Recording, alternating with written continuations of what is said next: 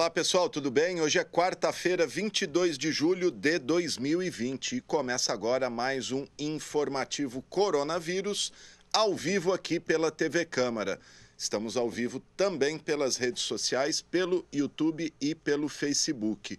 E temos aí o nosso WhatsApp para você participar com a gente, enviar sua sugestão, sua crítica, sua opinião. Nosso WhatsApp aqui para você mandar a sua mensagem é o 991637905 e também o telefone fixo aqui da Câmara Municipal, o 3214-7766.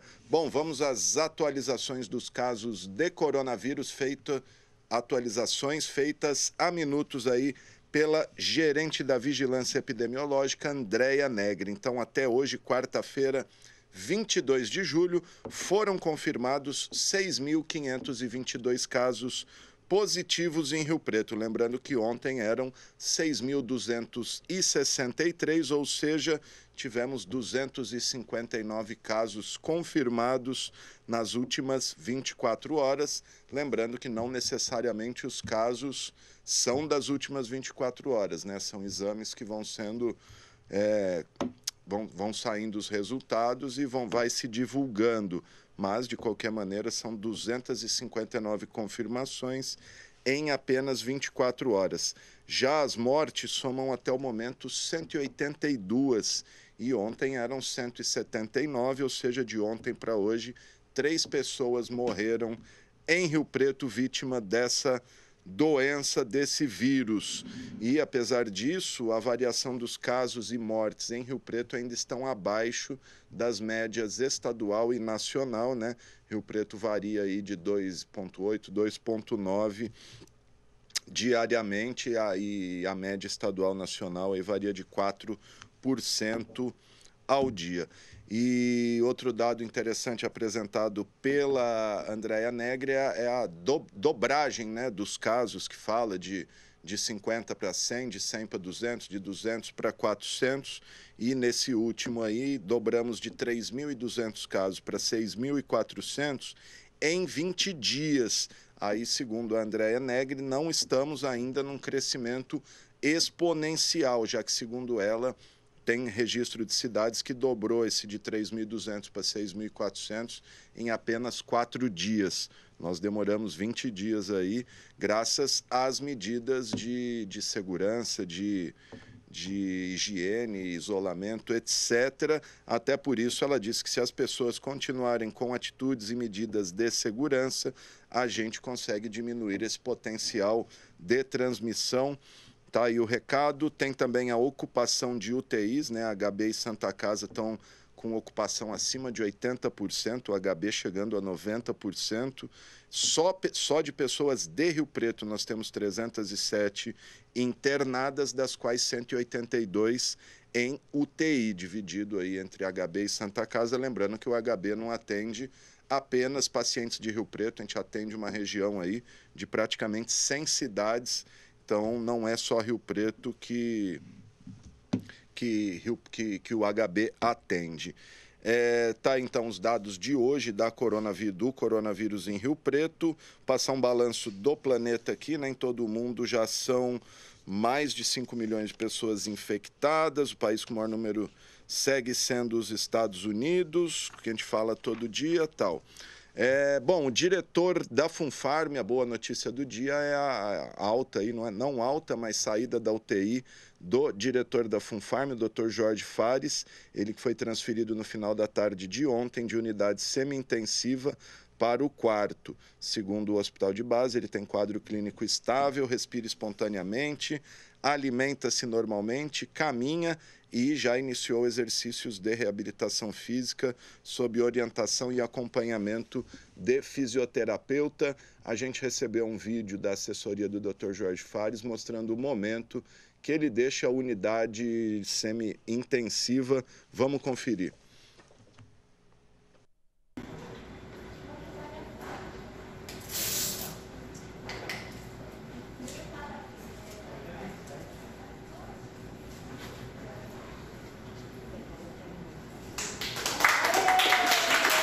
Tadinho.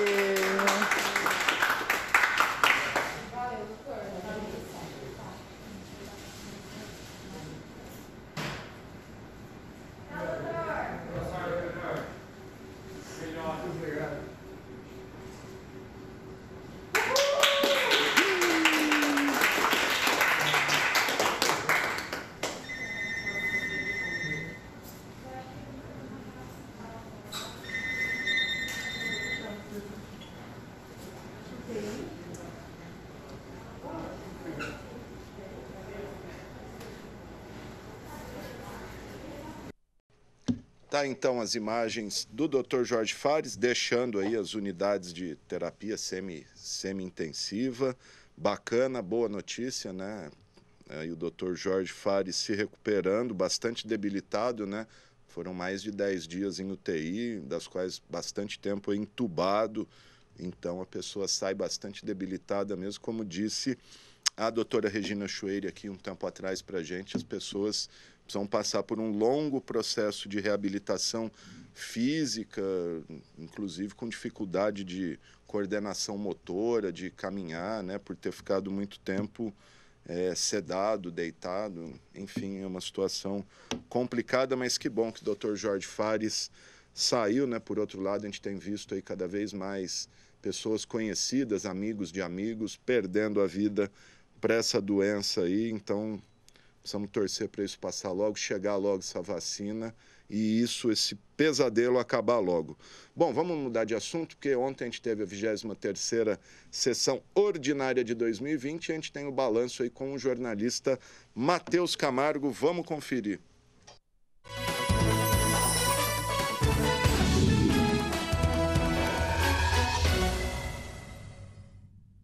Na 23ª sessão ordinária de 2020, os vereadores de Rio Preto aprovaram os seguintes projetos. A ordem do dia começou com a votação de 2 projetos em regime de urgência, ambos de autoria da vereadora Márcia Caldas, do PSD. O primeiro institui no calendário oficial da cidade o Dia Municipal da Mulher Negra, a ser comemorado em 25 de julho. A segunda matéria, um projeto de resolução, trata da instituição do Prêmio Mulher Negra Destaque, homenagem que será feita na Câmara sempre no mês de julho. Na sequência, em segunda discussão, recebeu parecer positivo a proposta do vereador Fábio Marcondes, do PL, que cria a carteira de identificação da pessoa com Down. Foi aprovado também, quanto ao mérito, o projeto do vereador Celso Peixão, do MDB. Pela medida, a administração pública, direta ou indireta, deverá manter a integralidade dos contratos, assim como pagamentos para empresas ou empregados contratados, mesmo que haja redução dos serviços prestados por força do estado de calamidade pública e medidas de combate ao Covid-19. Finalizando o grupo de matérias analisadas em segunda discussão, o Legislativo acatou o projeto do vereador Renato Pupo, do PSDB, que declara de utilidade pública a comunidade terapêutica Suriel. Um outro projeto de Pupo recebeu parecer positivo em primeira discussão. A matéria trata da obrigatoriedade de cláusula de serviço de fresagem nos editais de licitação para a contratação de obras ou serviços que envolvam recapeamento asfáltico.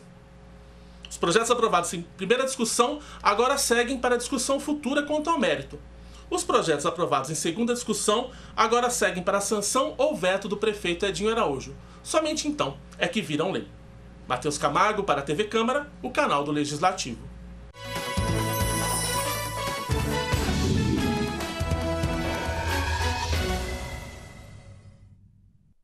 Tá, então, gente, o balanço da sessão de ontem, né, a 23ª sessão ordinária de 2020. Como você sabe, por conta da pandemia, a sessão foi realizada remotamente, né, por meio de videoconferência. Apenas o presidente da Câmara, o vereador Paulo Paulera, aqui, junto com a primeira secretária, a vereadora Karina Carolina. Os outros vereadores participam aí dos debates, das discussões, das votações de suas casas por meio dos aplicativos. A gente tem usado aqui na Câmara o Zoom. É isso aí, gente. Semana que vem tem mais sessão. Vamos lembrar que a gente está ao vivo aqui pela TV Câmara.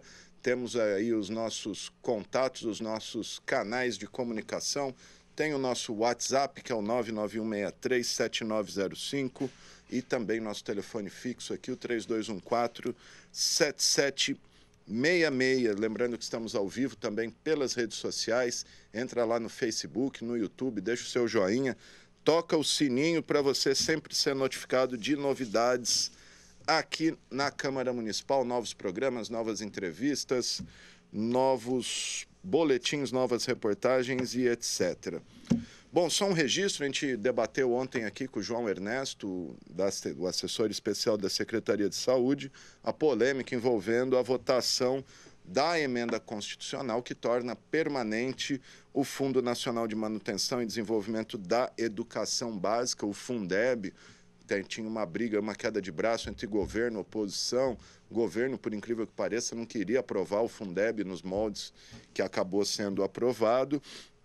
Mas, enfim, a emenda foi aprovada em 2 turnos na Câmara, né? Ele agora segue para o Senado, com a maioria esmagadora dos votos dos deputados, foram 499 votos favoráveis e apenas 7 contrários, todos esses 7 deputados ligados aí, que apoiam o governo federal, o governo Jair Bolsonaro, e pelo menos aí a Câmara aprovou, no Senado não deve ter maiores dificuldades, garantindo assim o financiamento, dinheiro e recurso para a manutenção da educação pública brasileira a partir de 2021. Tá? Então, o registro, muito bom. Bom, olha só, como é sabido, né, gente, não, aqui é outra coisa. Vamos falar aqui primeiro com o Zampieri, porque nesse período de pandemia, com todos os problemas psicológicos, econômicos e sociais inerentes ao isolamento, à quarentena, os psicólogos notaram aí um aumento no relato de pacientes com problemas ou disfunções sexuais. E sobre isso a gente vai conversar com o psicólogo Alexandre Zampieri, ele que inclusive está conduzindo um estudo para identificar como a disfunção erétil pode estar associada aos transtornos, a aspectos psicológicos atuais decorrentes da quarentena. Esse estudo está em andamento já há algum tempo e ele vai ser divulgado agora em agosto, segundo o Alexandre, mas vamos ouvir isso dele. O doutor Alexandre Zampieri está aqui no Skype comigo. Doutor, tudo bem? Boa tarde, Alexandre. Tudo bem? Ah, legal. Então, doutor, fala para a gente desse estudo aí, o que o senhor já conseguiu constatar e de que maneira os problemas psicológicos, não só esses, mas os decorrentes agora desse período da pandemia, pode afetar o desempenho sexual de uma pessoa. Então, esse estudo está sendo feito aqui pela nossa clínica Ciclo de Mutação e estamos convidando a todos os homens que possam ter algum tipo de disfunção sexual para estar participando desse estudo. Até o momento, estamos com 20 participantes e os urologistas que normalmente encaminham esses participantes para nós, mas é para a população em geral, principalmente, né, os homens que sejam maiores de 18 anos.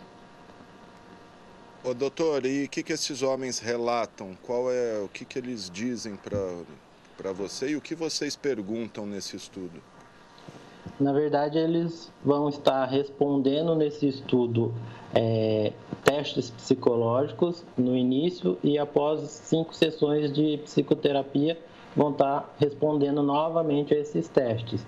Esses testes vão estar verificando questões de ansiedade, da própria disfunção sexual, principalmente a disfunção erétil e a ejaculação precoce.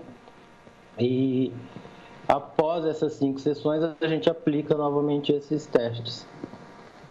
Certo. De que maneira uma pressão psicológica como a gente vive atualmente, em quarentena, problemas econômicos, isolamento, de que maneira isso reflete no desempenho sexual de um homem? Ela acaba desenvolvendo da forma da ansiedade, né, ansiedade antecipatória, que a gente fala, dentro da relação desse casal, né? E muitas vezes, por não estar podendo até estar tendo esse contato, né, tomar os devidos cuidados, isso também gera essa ansiedade mais, vamos dizer assim, concentrada e podendo trazer a depressão, a outros casos psicológicos também. A disfunção sexual, ela é um problema estritamente físico ou ela pode ser só psicológico? Ela pode ser psicológico, mas muitas vezes ela vem em conjunto físico e psicológico. Certo. Disfunção sexual, ela atinge apenas aos homens ou as mulheres também sofrem desse problema? As mulheres também sofrem desse problema. Tanto a mulher como o homem podem sofrer da disfunção sexual. No caso das mulheres, a gente pode falar da dificuldade no orgasmo, o vaginismo, né? O que seria vaginismo, doutor?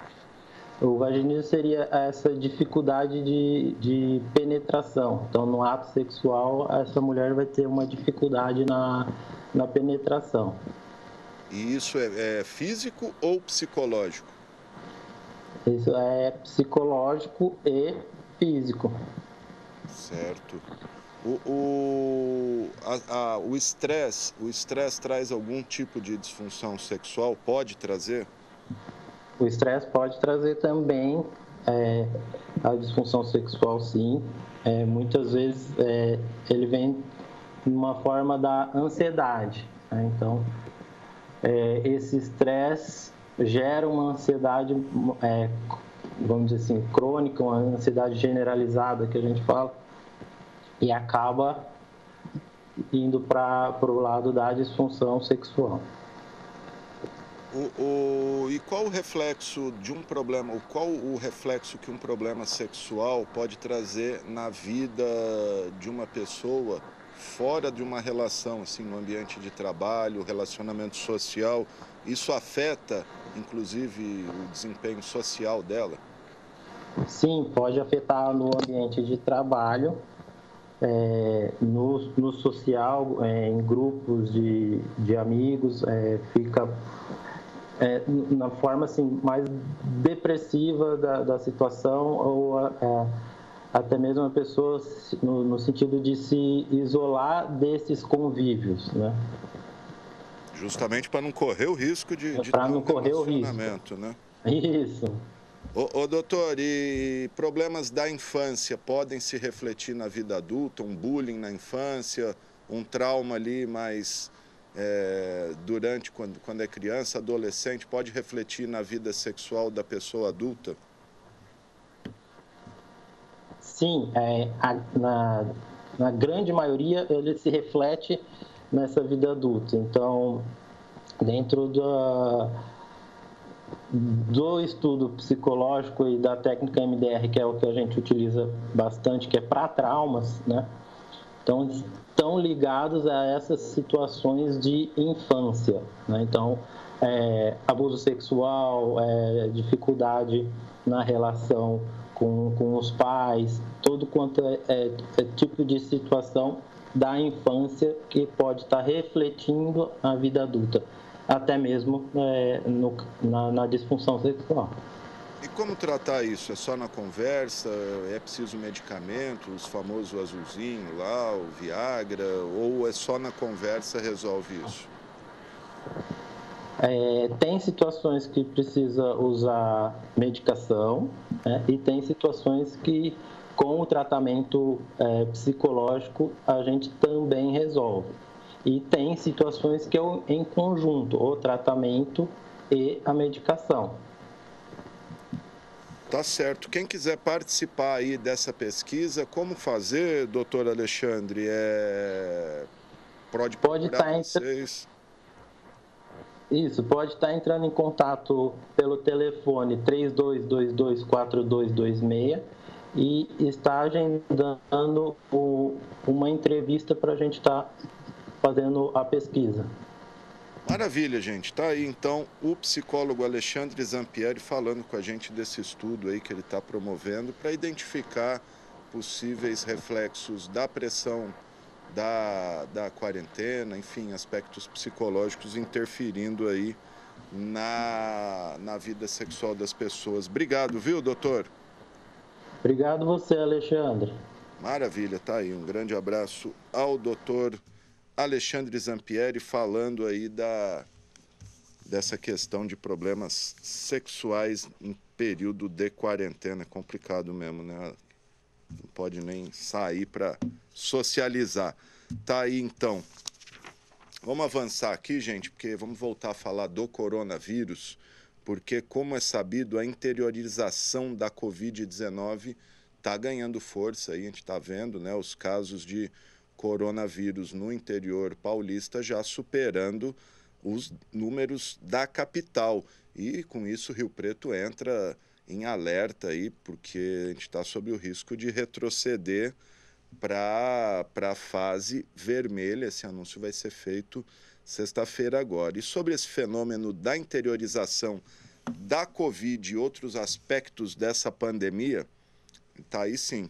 A gente vai conversar com o professor doutor Roberto Krenkel, ele que é do Observatório, ele é físico da Unesp e um dos coordenadores do Observatório Covid-19-BR.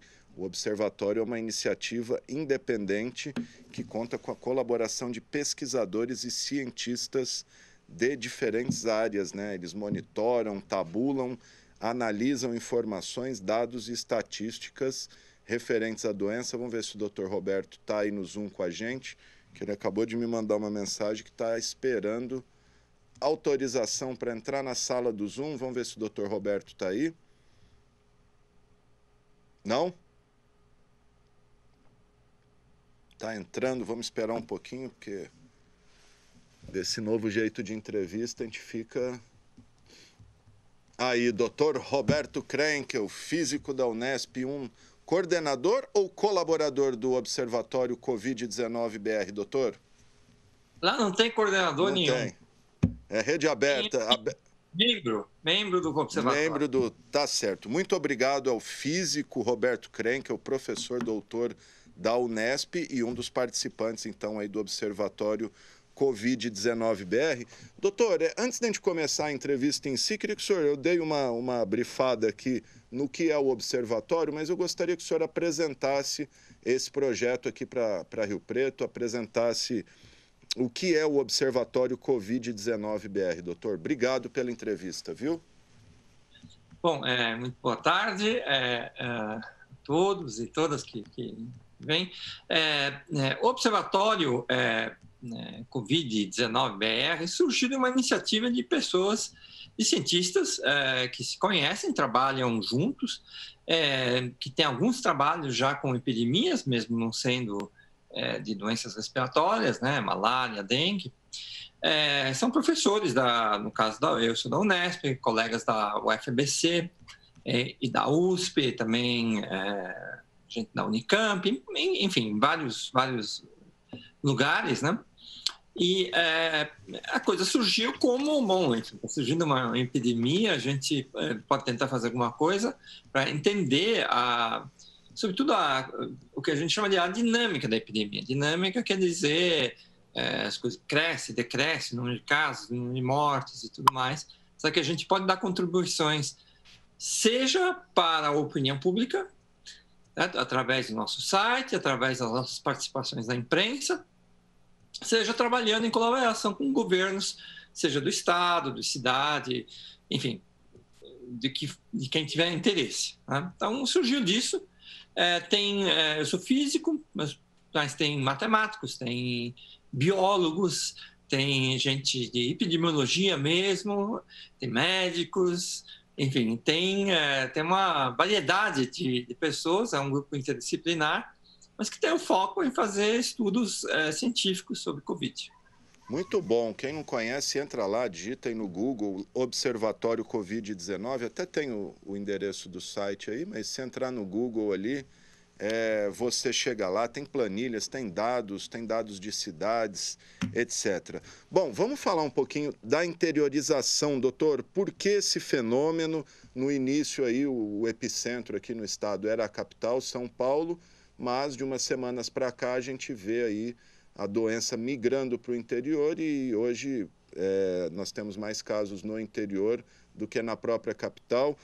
Rio Preto, por exemplo, a gente já está com 6.522 casos, superando inclusive a previsão que o próprio estado tinha feito para Rio Preto. Queria que o senhor falasse desse fenômeno da interiorização e qual é a previsão estatística que os senhores fazem para o nosso interior. Bom, muito bem. Então, para entender essa interiorização, a gente tem que pensar da seguinte forma. Chegou lá, no começo de março, começaram a aparecer os primeiros casos. Tá? E começou a aumentar o número de casos. E isso levou o governo do estado a uma situação quase que emergencial, lá pelo dia 15, lá pela metade de março, tá?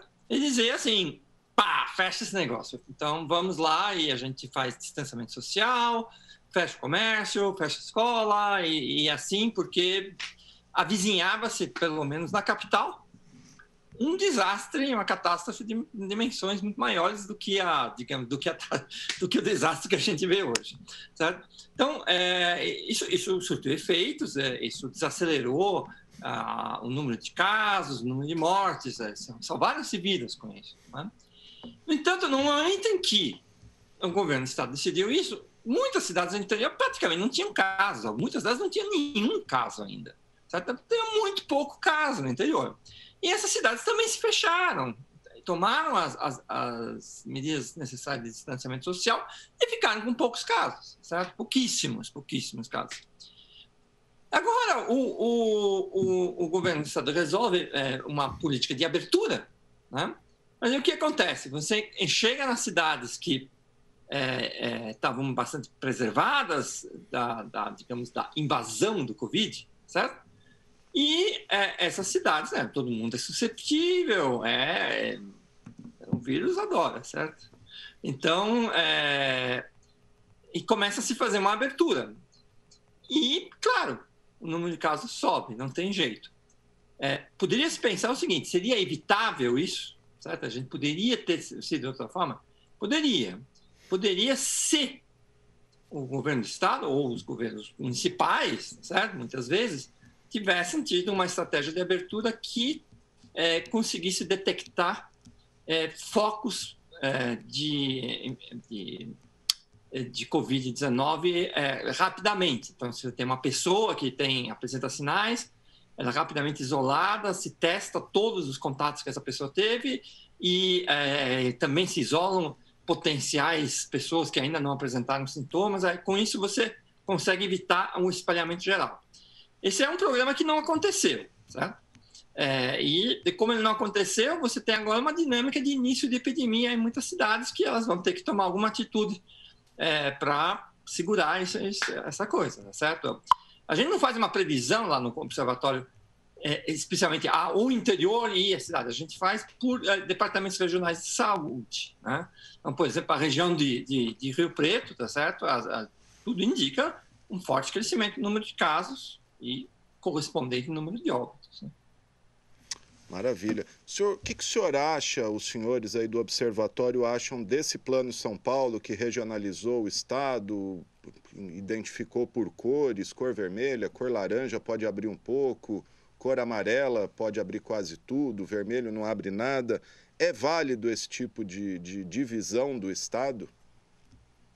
Não, a divisão é razoavelmente natural, por uma divisão já existente em departamentos de saúde, né? Porque existem, obviamente, situações muito diferentes de um lugar para outro, né?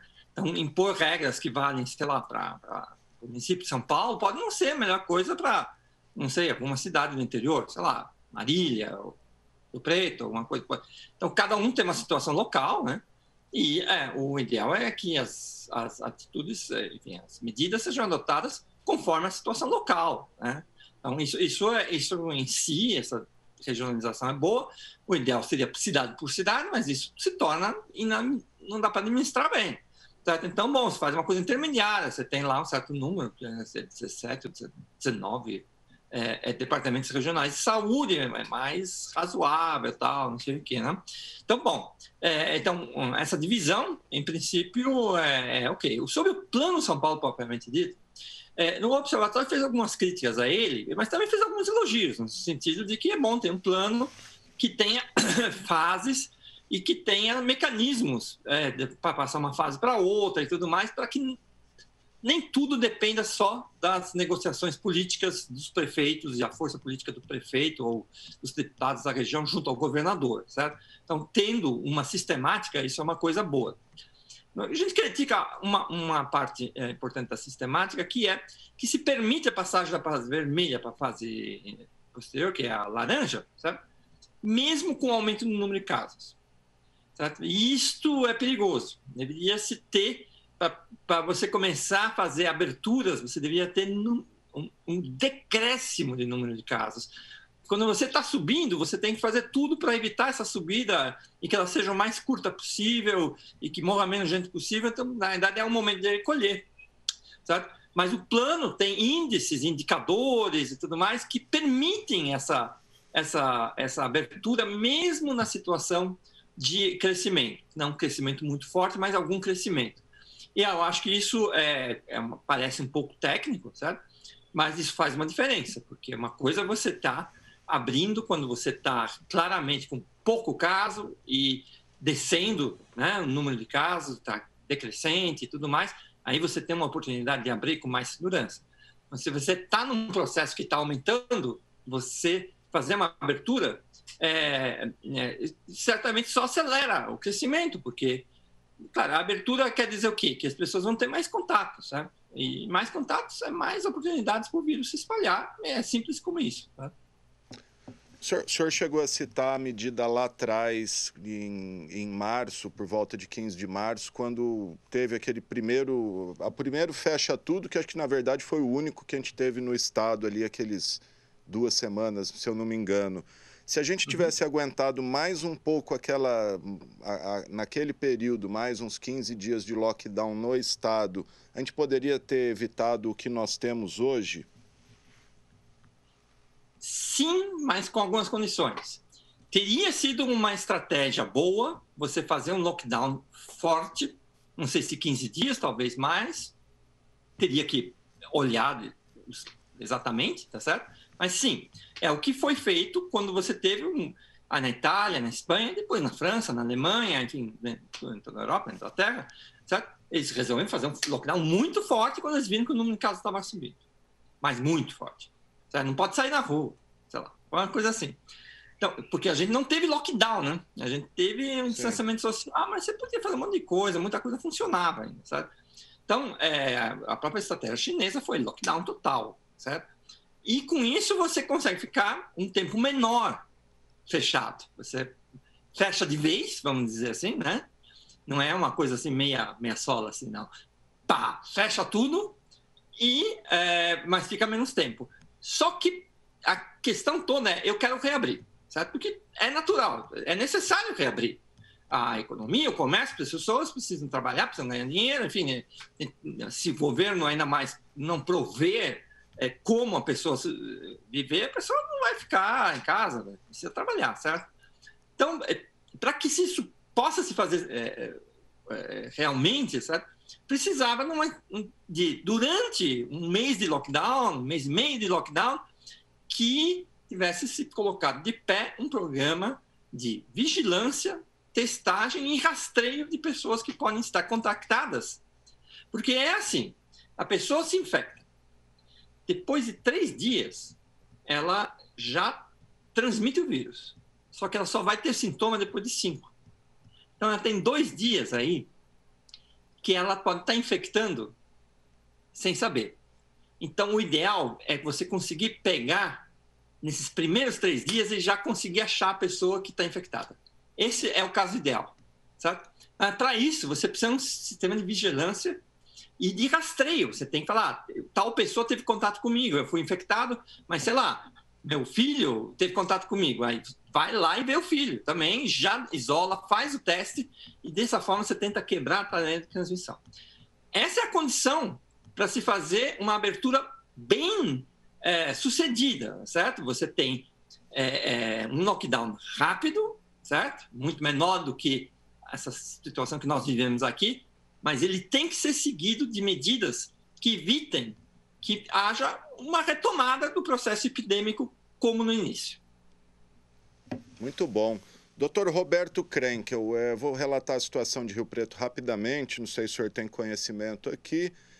Por um tempo a gente ficou um tempo fechado tudo, uns 15 dias, tal. Aí veio pressão de setores econômicos, que tem a sua razão ali, como o senhor disse, pessoas precisam trabalhar. ganhar dinheiro, a prefeitura cedeu, abriu, tal, aí veio o Plano São Paulo, instituiu o Rio Preto desde o início na fase laranja, a gente nunca foi para o amarelo, nem para o vermelho. Desde o começo, a região de Rio Preto está no laranja. Aí os casos começaram a subir. Aí o prefeito resolveu agir, decretou um mini lockdown aí de domingo, segunda e terça. Mesmo assim, os casos continuaram subindo. Aí agora, a semana passada, resolveu-se fechar super e hipermercados aos finais de semana e instituir lei seca aos finais de semana e nos dias de semana após as 20 horas, proibido bebida. Esse tipo de medida vai, não vai, resolve, não seria de repente, como o senhor disse, fecha 15 dias e estanca a cadeia? Eu queria a opinião do senhor sobre isso. O melhor é fechar 15 dias e se preparar para a testagem. O problema do teste é importante, porque se você fecha 15 dias depois abre, começa tudo de novo, certo? Então não valeu a pena os 15 dias, certo? Então, é melhor. Você vai lá e você fecha e enquanto isso, você tem que correr, tem que ter os testes, tem que colocar infraestrutura para teste, né? Tanto física quanto infraestrutura humana de pessoas, enfim, envolver agentes de saúde. Tem todo um trabalho para ser feito para você sair com sucesso, né? O que você está me relatando de medidas, elas têm algum impacto, sim, porque locais de aglomeração, por exemplo, um supermercado, pode ser um foco de transmissão muito forte, certo? Mas, por outro lado, as pessoas não tem supermercado no sábado e domingo, elas vão fazer na sexta do igual, certo? Então, porque as pessoas não vão passear no supermercado.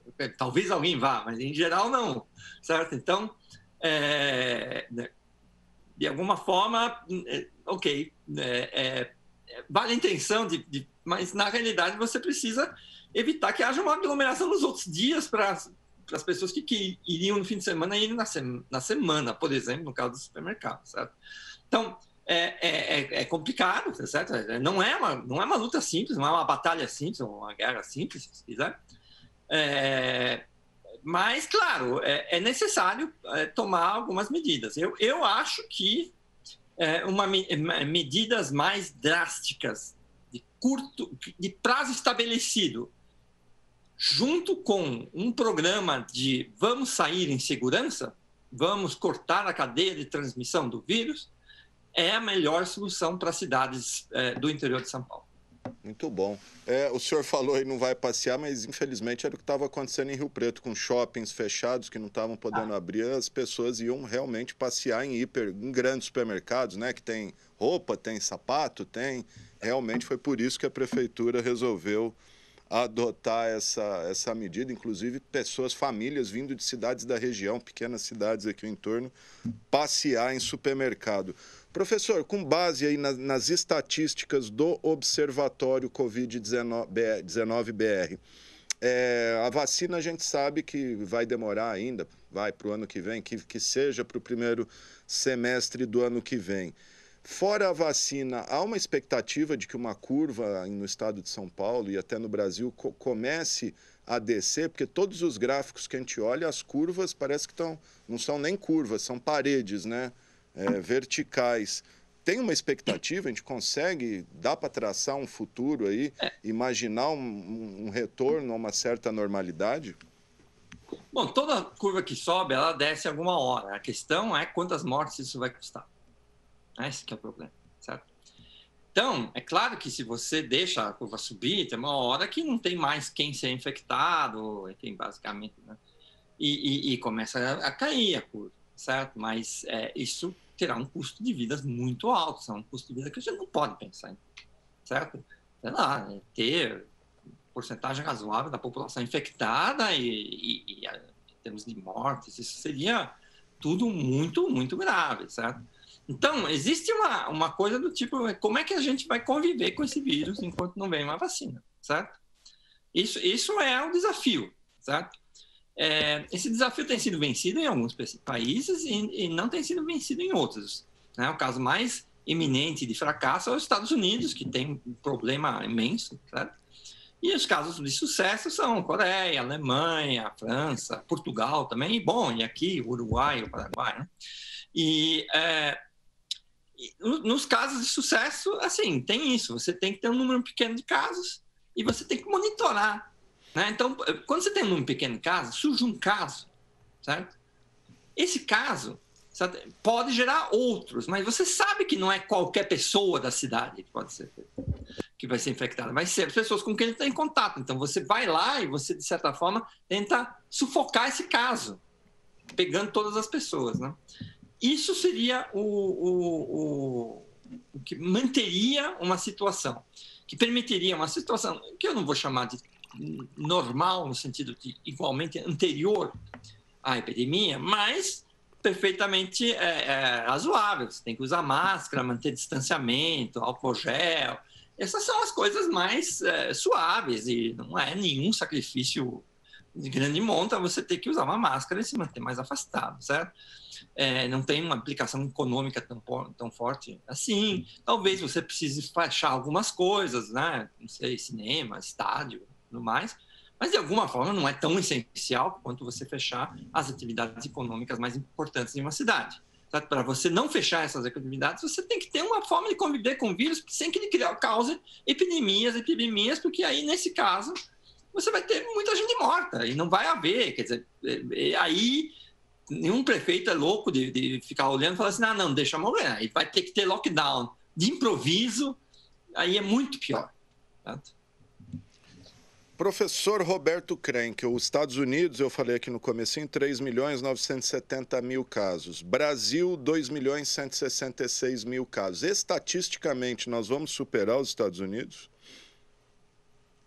Olha, que essa é uma coisa difícil, porque os Estados Unidos está subindo muito. Difícil, né? Competição é difícil, né? A gente também sobe, né? Mas os Estados Unidos... veja, esse ritmo de subida é muito determinado pelas medidas das autoridades públicas, certo? O Brasil tem em comum com os Estados Unidos de ser um país federal e que a gestão da epidemia é estadualizada, basicamente, certo? Os dois casos, os governos federais meio que abandonaram a ideia de conseguir ter algum tipo de liderança que unisse o país em uma política comum. Cada estado faz o que acha e isso também é assim nos Estados Unidos, tanto quanto no Brasil. Então, vai depender do que os prefeitos e os governadores vão determinar, tá certo? É isso que determina o ritmo, certo? Nos Estados Unidos, você teve os estados do sul, né, Flórida, Texas, que fizeram uma reabertura indiscriminada muito antes do momento que deviam fazer e também sem cuidado, e agora estão vendo uma explosão de casos, tá certo? A gente deve usar isso como lição, tá certo? Quer dizer, veja, né, as coisas podem voltar, certo? Cuidado, né? Se em alguns lugares elas voltam, em outros lugares a epidemia não volta, vamos aprender com os lugares onde a epidemia não volta para saber o que eles estão fazendo para não voltar, certo? Isso seria uma atitude, digamos, prudente, né? Mas é impossível saber o que vai na cabeça dos governantes. Então, a gente não sabe que curva, se do Brasil ou dos Estados Unidos, vai ter maior número de casos. E ver se a Índia já está aí também subindo, né? Vamos ver se a Índia também, com aquele monte de gente que tem lá. Professor Roberto Krenkel, só para a gente finalizar, lá no site do Observatório tem dados, muitos dados, enfim, eu recomendo que as pessoas deem uma entrada, quem gosta de número lá, os dados estão abertos, quem quiser tabular, brincar ali com os números. Eu só senti falta de Rio Preto na questão dos municípios e algumas outras cidades, claro, mas Rio Preto, que é a nossa cidade, nos interessa. O senhor sabe dizer por que Rio Preto não está ali? Os senhores não têm acesso aos dados? Tem alguma explicação, professor? Eu não sei agora dizer especialmente Rio Preto, porque São Paulo a gente usa pelas tais DRS, né, que é Departamento Regional de Saúde. A UNE tem o Departamento Regional de Saúde de São José do Rio Preto, está lá, certo? Está lá, tem os gráficos e tudo mais. Eu não sei dizer, porque também não sou eu que faço os gráficos. Tá. Só curiosidade. Preto, né? Mas a gente pode dar uma olhada e ver se a gente inclui também. Nada é impossível. Maravilha. Tá aí, gente. Professor doutor Roberto Krenkel, físico da Unesp e colaborador, membro aí do Observatório Covid-19 BR. Doutor, obrigado. Quiser falar mais alguma coisa, deixar algum recado, talvez que a gente não tenha abordado aqui, fica à vontade. Bom, primeiro eu agradeço aos ouvintes e a você pela oportunidade. E o recado que eu tenho a dar é esse, certo? O vírus não está mais fraco, ele se transmite. Então, a gente precisa dar um jeito de conviver com esse vírus enquanto não vem vacina, certo? Máscara, distanciamento social e, eventualmente, medidas mais drásticas são necessárias e é necessário que os nossos governantes, os prefeitos das cidades, enfim, o governo do estado, consiga ter uma política de testagem e de rastreio. Boa parte do que se diz hoje a política do Estado nós temos leitos suficientes. O leito é bom para a pessoa que está doente. É bom porque ela tem uma maior chance de sobreviver. É importante ter o leito? É importante ter o leito. Mas o leito não evita a circulação da epidemia por aí, tá certo? Porque a pessoa já está doente de qualquer forma, certo? Então, para evitar a circulação da epidemia, menos pessoas precisando dos tais leitos, necessário que, de alguma forma, hajam medidas que façam com que as pessoas não se contagiem e tentar achar medidas que sejam compatíveis com atividades econômicas, sociais e de lazer também.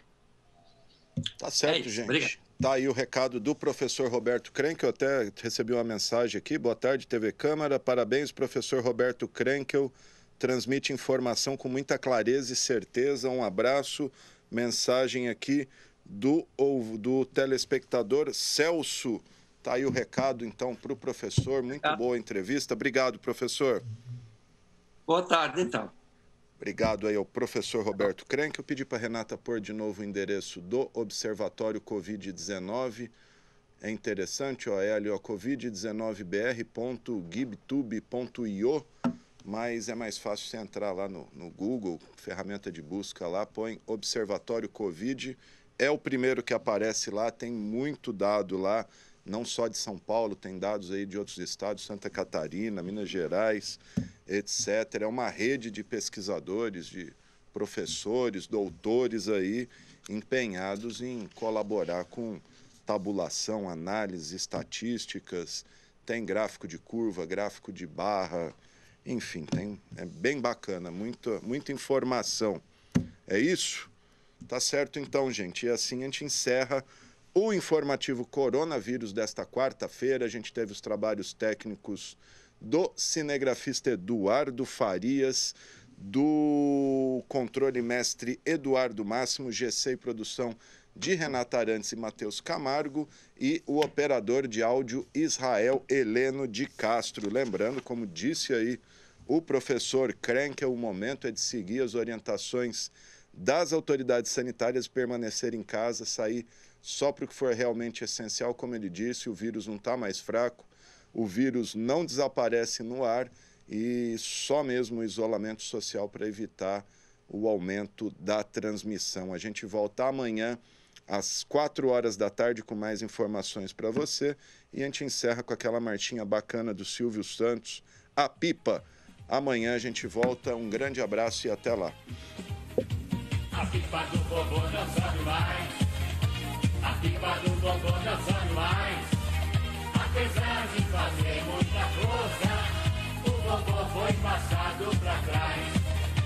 A pipa do vovô não sobe mais, a pipa do vovô não sobe mais, apesar de fazer